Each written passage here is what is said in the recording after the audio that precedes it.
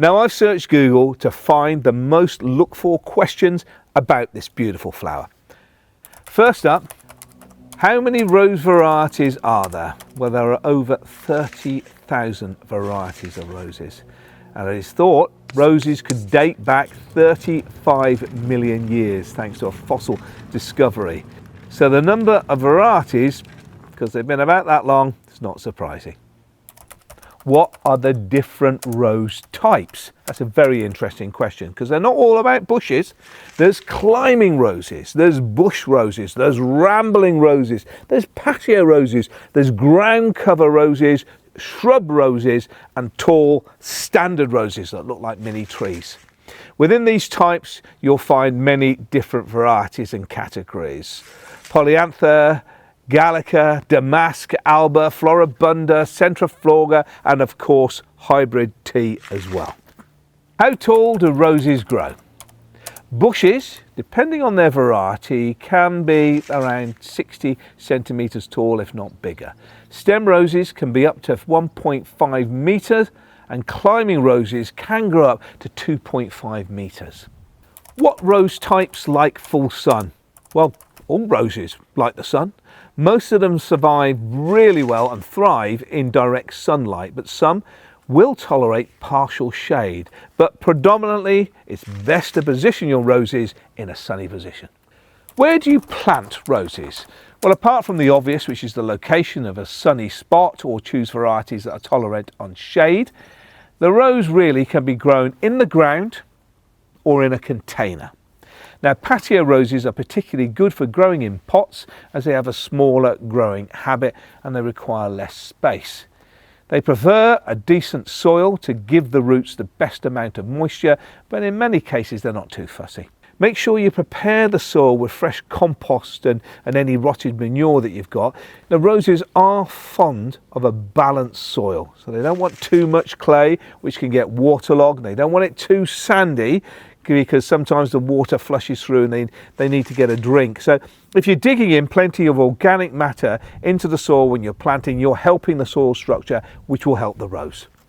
How do you grow roses? Well, that's got to be about the best question of the bunch, hasn't it? First of all, as you mentioned earlier, plant in full sun. Getting that light really does benefit. There are some varieties, as we say, that can tolerate shade, but sun is a very good one. Plant in rich, moist and well-drained soil. You don't want them sitting in water. You can prune them manually, but always deadhead to boost the flowering. The first few years after planting, always keep them watered, just to make sure that the roots establish themselves. And feed your roses twice a year.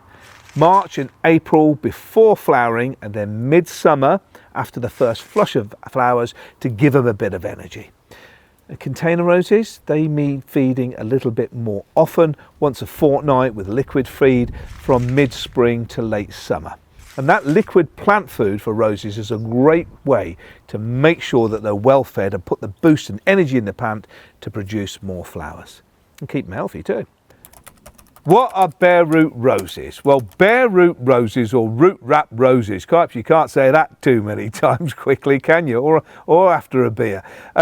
There's two ways of buying a rose. Roses that have been produced in a nursery by having them grown in the ground, and then during the dormant time, during winter, they dig them up, wrap them up in bags, and you just buy them and plant them bare root in the ground. Or there's containerized roses, which are roses are growing in pots and are sold in garden centres. You can buy those all year round. How do you plant roses?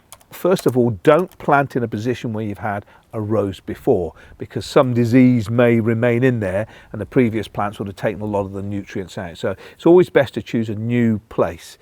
Now, first of all, mix at least 1 bucket of well-rotted organic matter per square metre and fork it into the top 20-30 centimetres of the soil. Some people also say plant a rose on a banana. So if you fancy putting one in there, the additional potassium obviously helps. Apply general fertiliser all over the surface. That's another one. Just keep them fed as they go. And for each rose, dig a hole 2 times the width of the plant's roots or the container that it comes in. You can tease some of the roots at the bottom of the container so they can just bed well in rather than get caught. Place the rose in the centre of the hole and ensure that the graft union, the swelling, is at soil level, and backfill gently with the excavated soil and a little bit of the organic matter to settle in. How do you train roses? Well, most of the training you'll do with things like climbers or ramblers, and the climbing roses tie the stem of the roses to whichever support structure you want to grow it on. If it's growing on a house or it's going on an archway, you can use strong garden twine or flexi tie to help the rose climb, and you're supporting it really so the wind doesn't blow it and it breaks. How and when do you prune roses? Climbing plants are routinely pruned in winter after the flowers have faded. And renovation can be carried out between late autumn and winter. Renovation means you're sort of trimming, tying and supporting plants back. Now you can prune the flowering side of the shoots back by about 2/3 in length. That's the flowers that have come out this year. You create them, prune them back about 2/3 to encourage new growth. Hybrid teas and floribundas, you really want to do late winter pruning really. Cut out the dead, diseased and damaged branches and any crossing stems in the middle. Try and get a wine glass effect of an open heart with branches facing out. And cut back the strongest remaining shoots within 25 to 30 centimetres of the soil level. Ground covers you can really prune again in winter. You can hard prune wayward upright growth within the allotted space and reduce the strong shoots by about 1/3 and shorten the side shoots coming out to about 2 to 3 buds. How do you deadhead roses? Well, deadheading roses is the process of removing fading flowers that are just about to finish to stop them diverting energy to producing rose hips, which is the seeds in the centre.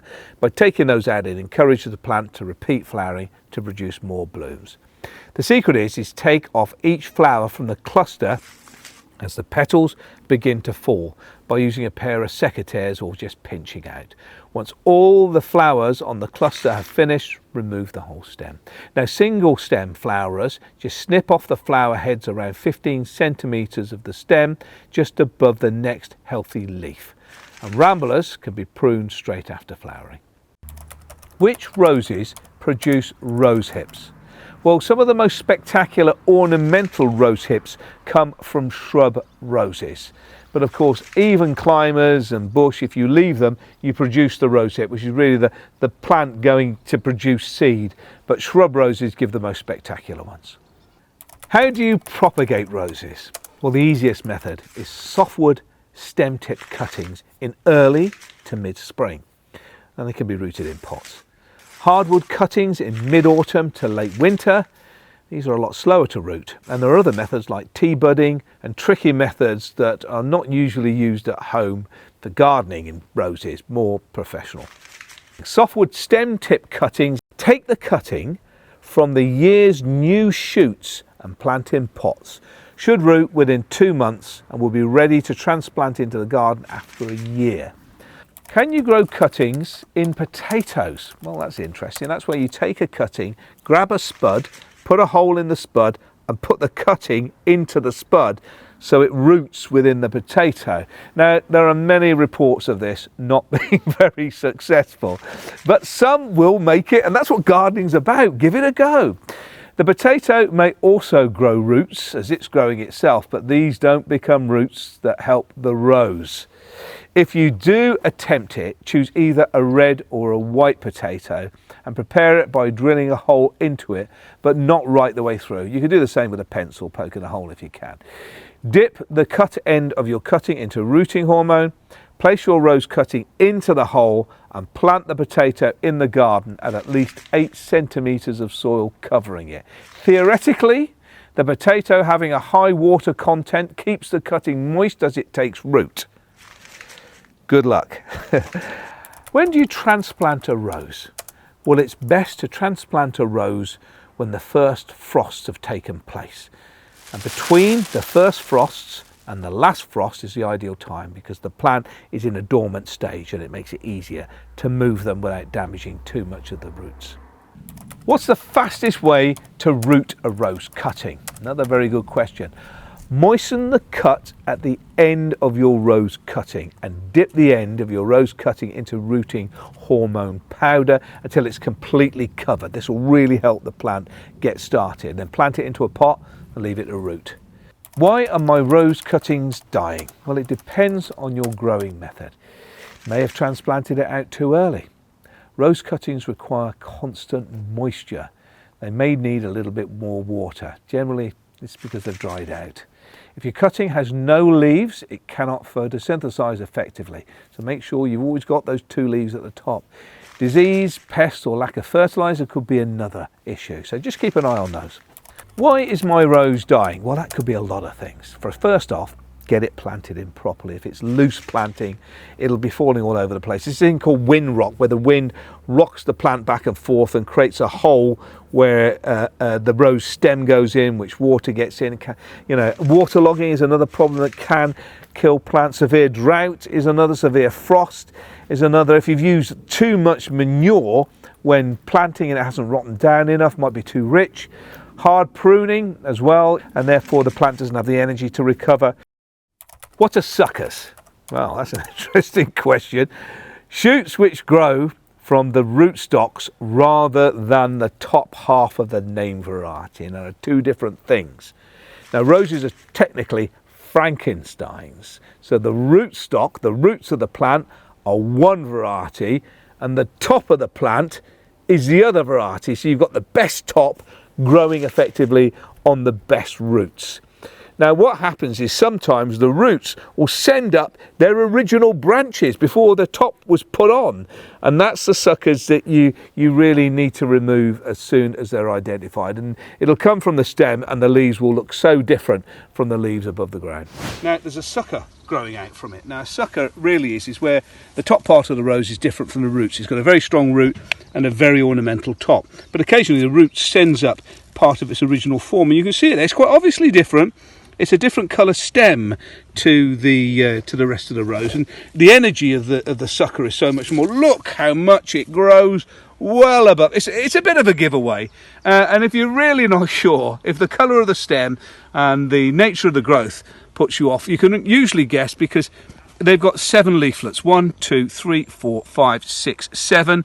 When the ornamental plant, there we go, just has 5. So it's a bit of a giveaway. So if you're ever unsure about suckers, look for the habit of the branch, count the number of leaves, and also look at the variance of colour of the stem. But this rose here has been such a find, and that is going in that border. What diseases do roses suffer from? Well, mildew is quite a common one, a white powdery mould that goes on the leaves and the bud in summer or early autumn, usually when there's quite a lot of moisture in the air and it gets a bit damp. It's really encouraged by these closed conditions. Now, dryness around obviously stops the fungus really from taking place, so make sure that they're well pruned so an air goes through the roses. Rust is a marking on the leaf. It looks a little orangey and then eventually turns black. You see it on the underside as well, and that happens during the summertime. It can be encouraged by a potash shortage, so make sure you're feeding your roses well. Canker, which is brown and sunken areas close to the base of the stem, and the edge may be swollen and bark cracked as well. Cut out and burn this diseased wood. Black spot, very common one of course. Now, black spots with yellow fringes spread rapidly and clearly visible during the summertime. Heavy infections spread to the leaf buds and stems, and that's encouraged by potash shortage, warm weather, and of course plenty of moisture, and black spots spread from one to the other. So if you've got a leaf at the top with black spot on and it rains, the raindrop hits it, falls down to the next one and the next one and infects the whole plant. And it's the moisture that encourages these type of fungal infestations, not just black spot, but also rust as well as mildew. That leads me on to the next question, very popular question, is how do you treat black spot on roses? Well, first of all, there's no cure for leaves that are already infected with the black spot. There are things that you can do to prevent it and minimize its effects.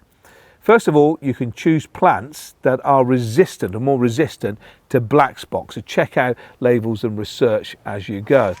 You can also plant roses slightly further apart because it's usually spread by water splashing the black spot spores and affecting other plants nearby when it rains. You can prune roses hard in the spring and clear any dead branches or leaves at the bottom of the ground as well, where they've fallen onto it. In small infections, you can remove the effective leaves and dispose of them. Just sort of pull them off. Don't pull all the leaves off the plant, but just the badly affected ones early on if you catch it early enough. Thanks for watching. I hope you found this video insightful. Roses are such wonderful, beautiful flowers you can enjoy in the garden. I really love them. They become friends. The fragrance and the beauty of the flower, they're absolutely gorgeous. Please, please give this video a thumbs up and share it with your friends and family if they like roses too. And please subscribe to my channel. Remember to switch on your notifications and I'll let you know when my latest videos come out.